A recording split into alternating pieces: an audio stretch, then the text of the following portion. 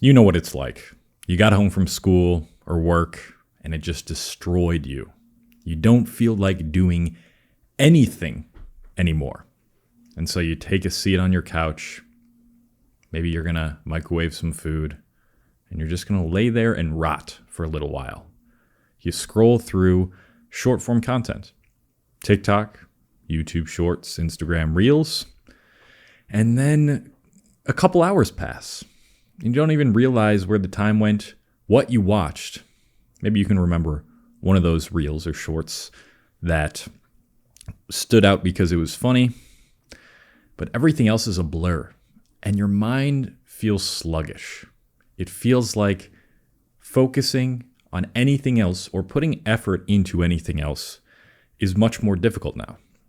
Well, it turns out brain rot isn't just some meme. It's very real, and it has now been shown that it causes cognitive decline. Study titled Structural and Functional Correlates of Smartphone Addiction found that people with heavy smartphone addictions have lower activation and smaller upper level brain areas. These are the brain areas associated with logic, forming memories, impulsivity, usually the things we think of when we distinguish humans from animals. Another study titled Effects of Excessive Screen Time on Neurodevelopment found that increased screen time is associated with negative outcomes such as lowered self-esteem, increased incidence and severity of mental health issues and addictions, slowed learning and acquisition, and an increased risk of premature cognitive decline. And the last study, titled Digital Dementia in the Internet Generation, said, we hypothesize that excessive screen exposure during critical periods of development in Gen Z will lead to mild cognitive impairments in early to middle adulthood, resulting in substantially increased rates of early onset dementia in later adulthood. Okay, that's really scary, but we got to employ some nuance here, like I like to do on this channel, and say that the main type of screen time these studies look at is passive screen time. So this is basically short form content. It's content where you're not really thinking about what you're doing, and it's very quick and fast paced. It's very stimulating, and it's something that allows your brain to just shut off, escape, and not be used in an intellectually stimulating way. So that means, yes, maybe you can justify watching my video essays on the main channel. Maybe you can justify watching this video if you're writing in a journal or you are really paying attention to what I'm saying. And that's part of the reason I don't have any edits on this channel. It's a nice way to just focus on something that isn't super stimulating, but still might provide benefits to you. The question is, what do you do? Because most of us aren't going to live without social media completely. This is how we're going to do it. And the first way I have done this recently is to turn your phone into a dumb phone. All that means is your home screen is way less likely to get you to click on the social media apps. And this is how mine is set up. It's just messages, photos, notes, settings, and Google Chrome. And I actually do this through an app called Dumb Phone. I'm not sponsored by them at all, but the creator did reach out to me and give me a free trial of it. And instantly it felt like my screen time went down. It's quite easy to set up, and there's instructions on the app itself, but all you do is get rid of your home screen, add the widget of Dumb Phone, and then under it I actually have another app which I use called Forest, which locks me out of apps. So it's even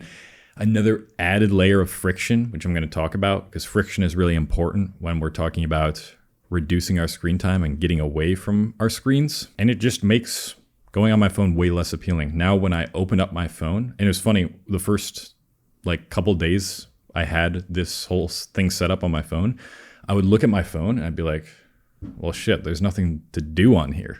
And then I'd just close it. And that was a wake-up call, honestly. It woke me up to how often I just pick up my phone during any little spare time in the day, like even waiting between games in a video game. I will pick up my phone.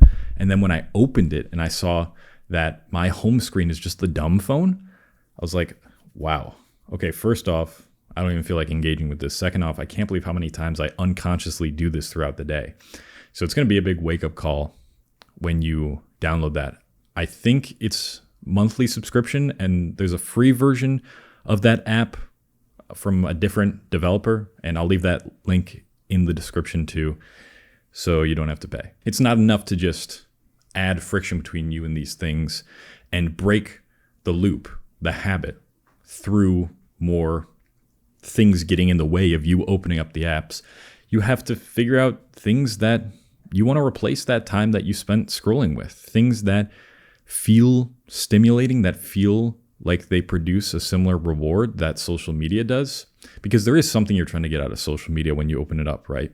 Besides the fact that it's psychologically designed to be addicting, you're also trying to get some sort of reward out of it. Maybe it's escapism from your life for a little bit, because social media offers that, especially short form content. Allows you to just turn off your brain, forget about all your worries in a day. You should figure that out first. So ask yourself, when I decide to open up my phone, when am I most susceptible to opening it up, first off?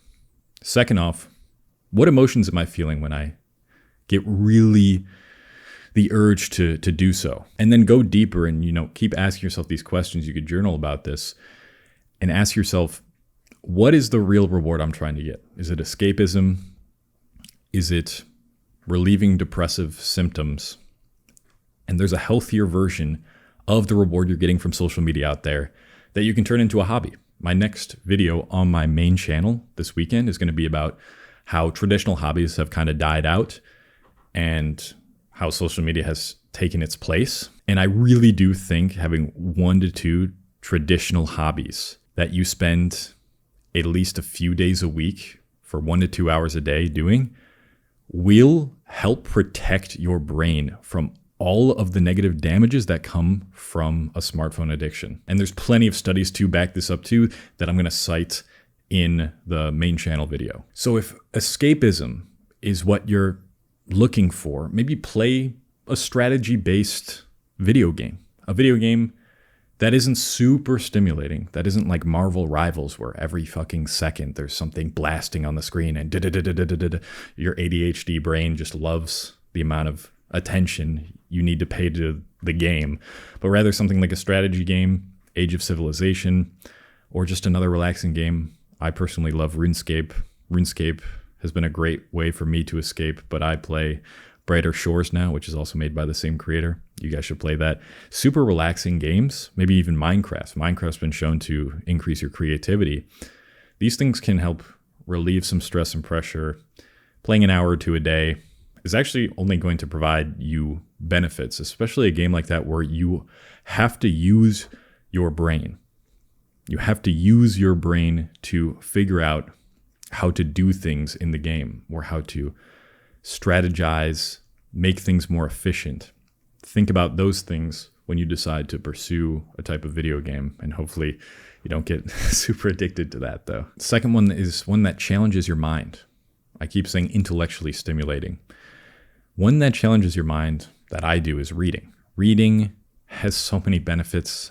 I don't even know if I have to cite the studies. Maybe I'll put a few on screen, but it helps improve your focus. It helps protect against dementia. People who read throughout their lives are less likely to develop dementia and have cognitive impairment later on in their lives. And on top of that, you're learning something when you read, or you're connecting to a character if you're reading fiction. And I, like I've said in previous unscripted videos, really recommend fiction because I saw something that someone said about fiction that said it much better than I probably ever could have.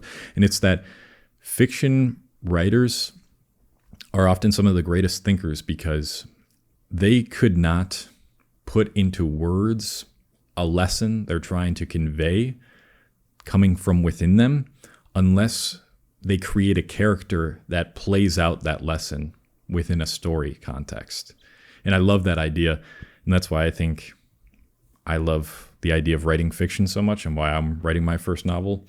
It's because you really start to relate to characters and piece together this cohesive story, and maybe that story relates enough to your life, or some parts of the characters relate enough to you, that it allows you to process your own emotions and process your own problems so that you can deal with them more effectively. There's other ways to do this. You could do crossword puzzles even, maybe some Sudoku, learning a new language, love the idea of that. When I was learning Japanese, it was a very arduous process, but it was so rewarding feeling that it was both challenging, but not too challenging.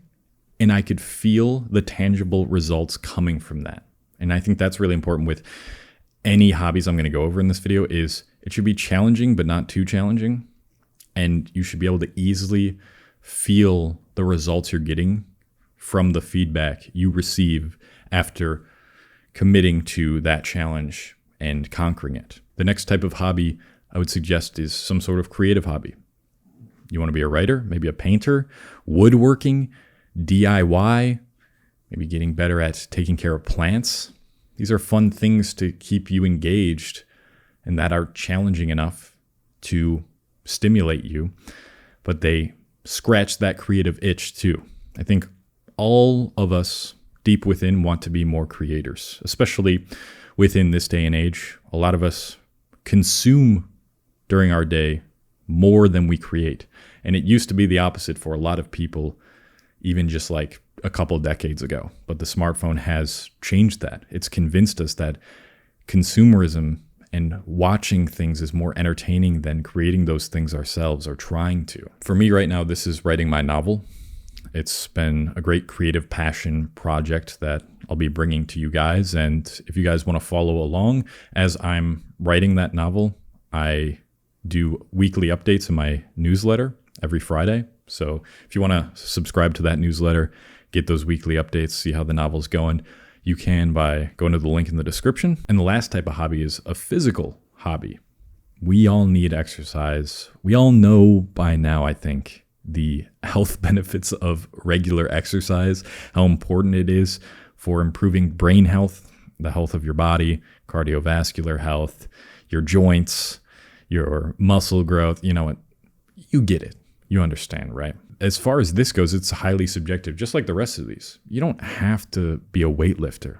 I actually just went to go do bouldering, rock climbing yesterday with a buddy of mine who was telling me he was trying to get into weightlifting, but it just wasn't, it didn't feel like the sort of progress he wanted to make out of something physical.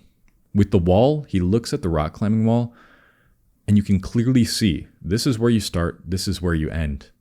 And there's a very easily definable goal in that. And then also the process of twisting your body the way you have to and hoisting yourself up on the wall and improving your forearm strength. That's like built for his body.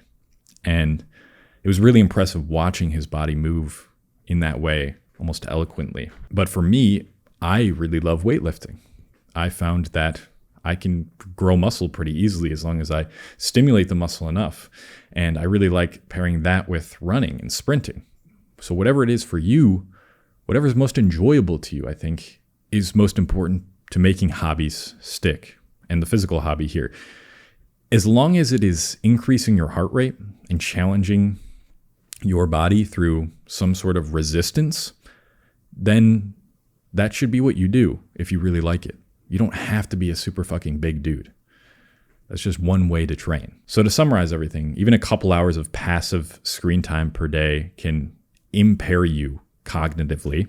And to prevent that, increase the friction between you and your devices by setting up your phone like a dumb phone, by blocking apps for the periods of time that you want to do things outside of work or income-based activities. Then within those time gaps, you replace your screen time with hobbies in different categories. One that relaxes you, one that intellectually stimulates you, one that allows you to pursue your creative passions, and one that is physically stimulating. And as always, if you want to join a group of people who will help keep you accountable towards sticking with your hobbies and staying off screens, and just want to push you to be a better person, you can join my self-mastery school, which is linked in the description as well. We have coaching calls every single weekend in there, and you get access to my ultimate self-mastery course. Could help you build self-awareness, figure out what you really want to do with your life, and ultimately transform your life to someone who's addicted to scrolling